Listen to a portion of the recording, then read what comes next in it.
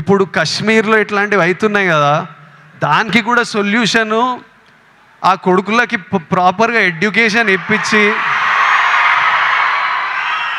ఇట్లా brain wash కాకుండా ఏం సాధిస్తారో నేను చెప్తున్నా. కాశ్మీర్ ఇండియాదే, కాశ్మీరీస్ మనోలే. నేను 2 years బ్యాక్ ఖుషి అప్పుడు కాశ్మీర్లో షూట్ చేసిన. నాకు ఎంత మంచి మెమరీస్ ఉన్నాయో వాళ్ళతోని. వీళ్ళు పాకిస్తాన్ వాళ్ళు వాళ్ళ మనుషులను చూసుకోలేక అక్కడ కరెంట్లు లేవు, నీళ్ళు లేవు, వచ్చి ఇక్కడ ఏం చేయాలని చూస్తున్నారో. ఇండియా పాకిస్తాన్ మీద అటాక్ చేయాల్సిన పనే లేదు. పాకిస్తాన్ వాళ్ళకే విరక్తి వచ్చి వాళ్ళ గవర్నమెంట్ మీద అటాక్ చేస్తారు. ఇట్లనే కంటిన్యూ అయితే అసలు 500 years బ్యాక్ ట్రైబల్స్ కొట్టుకున్నట్టు వీళ్ళు బుద్ధి లేకుండా, మినిమం కామన్ సెన్స్ లేకుండా చేసే పనులు.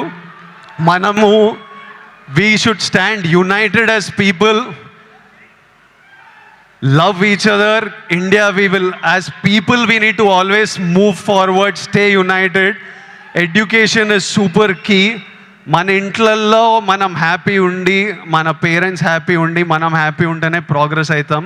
అందరూ హ్యాపీగా ఉండండి. I wish you all great success.